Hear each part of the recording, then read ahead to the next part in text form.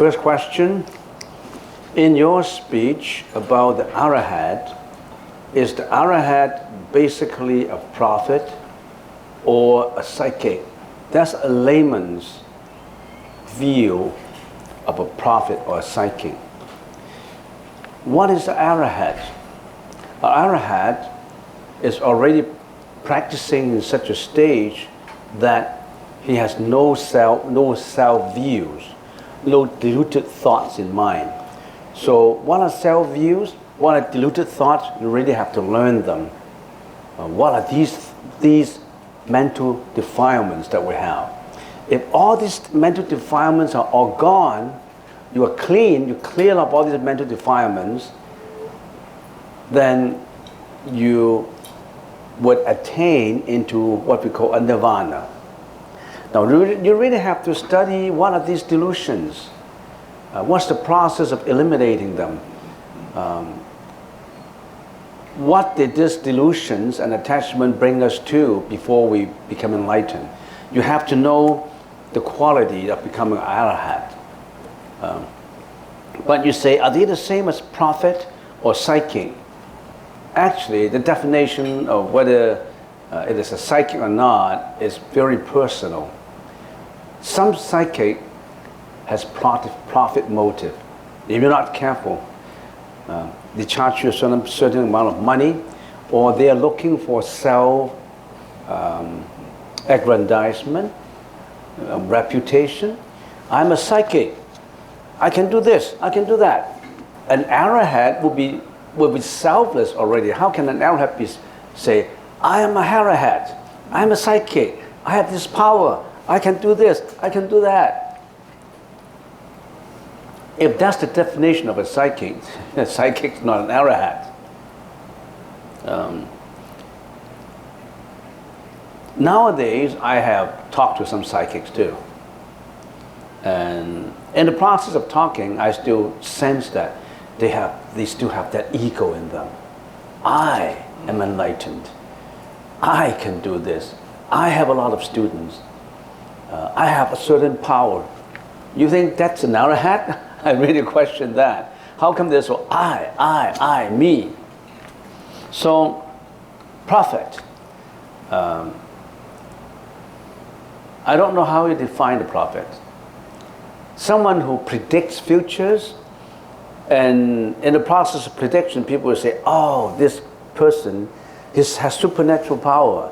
And they said, I do have supernatural power.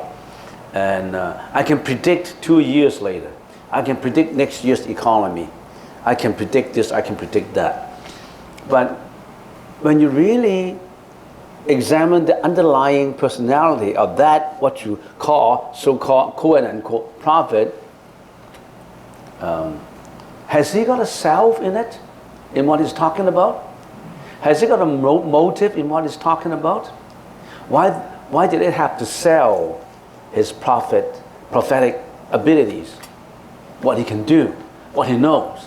What's the motive behind telling, I know all these things. I can predict this, I can predict that.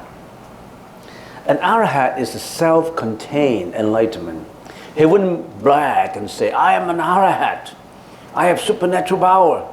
I'm out from samsara. That's not what an Arhat should do. So, you want me to answer this question? You really have to know what is Arhatship. How do you practice in such a way that it becomes an Arhat? And in becoming an Arhat, what to practice, etc. and etc. But basically, because nowadays there are so many fake psychics, fake prophets, and with profit motive. They could open a school where they say, I'm not going to charge you any money. You just come in there to learn. But as time goes on, then things will be a little different. You have to be, in order for people to be attracted to you, you have to contain certain traces of of authenticity, what we call truthfulness. In other words, I could be waging the flag of Buddhism. This is Buddhism. Then you come to me, and then behind there's another different self-motive behind it. Very difficult nowadays. Nowadays, there's so many people who uses the Buddhist authentic teaching to achieve certain self-interest. I'll put it this way. There are fake monks too. Monks who think they are real, but they're actually fake. So I don't know what to tell you. You have to use your own intelligence to discern. Basically, an Arhat has no self, has no self-views, has no delusions in the mind. An Arhat will not come to you and introduce himself as an Arhat. You don't even know he's an Arhat. He's an Arhat, but he won't tell you he's an Arhat. If the Arhat is coming to save you, he just saved you without you knowing that he is an Arhat. He won't say, I am an Arhat. I come to save you. I am your savior. When I save you, I don't ask for money. I will disappear when I have saved you. I can do this, I can do that. That's not an Arhat. No, certainly not. Next question. Venerable, the different heavens you mentioned in today's lecture, are they actual or related to the heavens in outer space? What they mentioned in the book Bhagavad Gita, the word heavens would suggest that there are locations, right? There must be a location for heaven, right? Otherwise you can't think of heavens. If heavens has no location, what is heaven? So you are trying to relate locations to outer space. Outer space is locations. So in that respect, heavens are outer space. How outer are the outer space? Who knows? I'm not scientific enough to tell you how many millions of miles. The devas are living in how many millions of miles. I don't know, but we know that. Well, we know that when you are still in locations, you're not enlightened. The concept of location must be gone before you are enlightened. I'm here. You have a location. When you have a location, you must have material to have location. Because a location will suggest north, south, east, west. You still have material, you still have a direction to have location. But north, south, east, west is not, it's just a concept. There's no such thing as north, south, east, west. When you are standing in the opposite direction, north becomes east, east becomes west. So it's just a reference point. It's just time. When you are in the Arhatship, the concept of time and space is already gone. When you are still bound by time and space, you're not enlightened. You are still in time and space. When in time and space, you're confined. You're not enlightened yet. When you're enlightened, you're outside time and space. So when you're asking me, is it in the same as in outer space? Yes. Heavenly people, they are not enlightened. They must be in outer space. How outer is the outer space? Do we need to know? If I say it's 6 billion, thousand millions of miles, are you going to measure it? How does it help you by knowing exactly where outer space is? But it's just for interest. Yes, heavens, outer space, yeah, they could be the same. Are they mentioned in the Bhagavad Gita? Bhagavad Gita mentions space, heavens too. But I didn't go into detail of Bhagavad Gita. It's one of the most ancient classical books in India, written in India, written by highly wise philosophers. So, are they the same? You can say, yeah, they're the same. But they're still bound by time and space, not enlightened. Sentient beings bound by by time and space, they're not enlightened. You have to transcend time and space. So what is this transcendence? When you are not within time and space, what it is? What is it? How can I even tell you? When it is not time and space, you can't even talk about it. You can't even talk about it. But when something that you can't even talk about it, how can it be in your mind and in my mind? You really have to experience it to know. It does not matter how many books you have read or how many books you have written. You are still in time and space. You are still in that very limited, in that limitation of words. W-O-R-D, words. When you are still in the limitation of words, you are still in the limitation of a conceptual world. When in that conceptual world, you still have I, you still have me, you still have you, then that's not it. That's not it. I don't know how much I can tell you. This is what it is, right? Okay, next question. If becoming a Bhikṣu is not an immediate option for laypersons, what can they do to expand their consciousness, increase their spiritual practice, and build good karma? Then you really have to, there are three, if I can use an analogy, three major courses or degrees or whatever you call it in the Buddhist teaching. So you have to practice it, you have to first of all practice your own morality. Within that framework of morality, abstain from killing, abstain from lying, abstain from intoxication, abstain from sexual misconduct, abstain from what else? Stealing. So you have, first of all, you have to clean up your own moral conduct. It does not matter whether you want to become a Bhikṣu or practice Buddhist teaching. You're talking about the Buddhist teaching, but you are still drinking, you're still having a relationship, you are still gambling. What's the point of saying become a Bhikṣu or not becoming a Bhikṣu? Clean up your own conduct first. Observe all the Vinaya, all the precepts. A layperson has at least 5 precepts. And you have to observe these precepts in detail. For example, in stealing, I abstain from stealing. You say, oh, I never steal anything. But then, did you study that act of stealing in detail? When the Buddha talked about stealing, the Buddha went into great detail. That's what we call Vinaya, the study of each behavior in detail and observed by it. Let me give you an example. You abstain from stealing, right? Oh, I am moral. I abstain from stealing.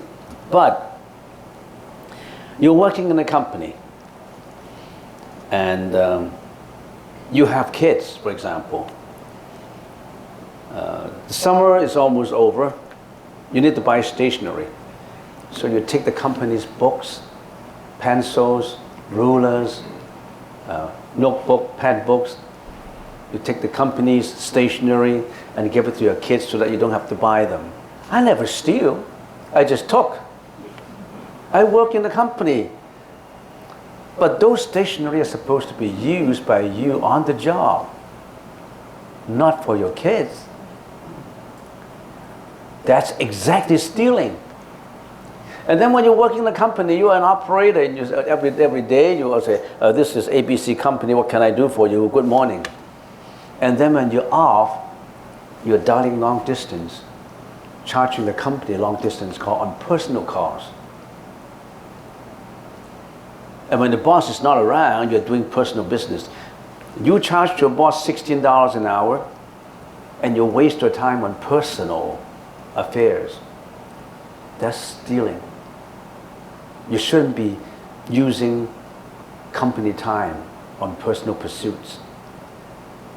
That's how detailed stealing is defined. If you're a real estate agent and you're running between 2 buyers and 2 sellers, You're trying to change the wording around, and you're trying to cover up certain things. That's not only stealing, that's fraudulence, misrepresentations. So you really have to observe your own conduct in detail. You didn't steal, you're stealing every day. You're misusing your time every day. You're talking, I'm not killing. I never kill any. But you are still not a vegetarian. You're wearing mink coats. You know how they kill the mink? They skin them alive. Seals. Lobsters, fish, crabs. You're supporting killing, and you're talking, I am not killing. So why don't we just, you're talking about what can you do? Observe your precepts and observe it in great detail. Every thought is away from stealing. You say, I haven't done any sexual misconduct. I'm only faithful to my wife. The observance of abstaining from sexual misconduct starts from the mind. You may not be outwardly doing something. So we have people in here. You say, I've been observing, abstaining from sexuality, abstaining from thoughts of sexuality on different people. But then I can observe that when there are ladies around, he like to mix with the ladies. He like to talk to the ladies. He always have thoughts in mind about relationship. It may not be obvious. He may not have the opportunity to get the relationship. But his thought is still not pure. So we're talking about observing precepts from the very minute detail. The Buddhahood aims, the Arhatship aims at the very detail of each conduct. So, yeah, you cannot be a Bhikṣu, but why don't you observe your precepts in great detail so that every thought is abstaining from stealing, every thought is abstaining from sexual misconduct, abstaining from lying. Yeah. How much lying you have done, you know.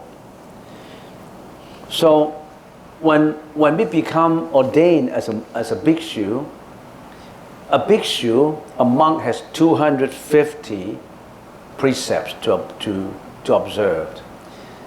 And in the first 5 years, we don't actually study other sutras. We have to concentrate in studying the Vinaya, how to observe the 250 precepts. We have 250 precepts to observe, and you only have 5. And sometimes we feel very ashamed of whether we have really followed those 250 precepts. We always have to reflect on ourselves, how much we can observe, how much we haven't observed. Every half month we have to reflect on ourselves in a group, whether we have broken some precepts, and we have to seek for repentance. Everything is done in detail, not just on the surface. So if you're asking me, if you're not a monk, as a layperson, what can you do? Study the Buddhist teaching in details and observe it in details. The detail goes to the thinking, not in your action. Life is short. If you're 50 years old now, you have another 50 years to live. But if you spend your time every day in the same way, there isn't any meaning in the value of life. Breakfast, lunch, dinner, partying, working. The Buddha said, transcend samsara, life and death. Don't go back to life and death anymore. This life could be more fortunate that you didn't involve that much suffering. There are people who were in deep sufferings. I've been to different places. I even went as far as Nicaragua, the poorest country in Latin America. You know how they live? All these children live by the dumpsters. Every day they went up to the dumpsters, all this, and they pick whatever is important, whatever they think is valuable, and sell them for $1 per day. And many of these children die of disease. There are places in the world that are so underdeveloped, they're so poor that there's a lot of suffering. And their longevity is not more than 20 years old. I haven't even mentioned how humans slaughter animals, the way they slaughter them, or how humans treat humans. Get on YouTube to get to see news about the world. These days, for the past 50 years, we're already in good shape. How about the Second World War? How many people were killed in the Second World War, in the First World War? Just about 20 years ago, there was a genocide in a country in Africa, where in 3 months they killed 600,000 people. All these are their own folks, going through a lot of torture. The world is absolutely imperfect to live in. Buddha told us, and we have to transcend it. First, we have to learn to be a good person first. Observe your morality. You have to be a good person before you become a Buddha. You're talking about become a psychic, but you are still drinking, you are still have relationship, you're still gambling, and you're talking about you are a psychic? You're a prophet? Observe a person by his behavior and speech, and what is more important, by his thought, not by what he's doing, but not by just what he's talking about.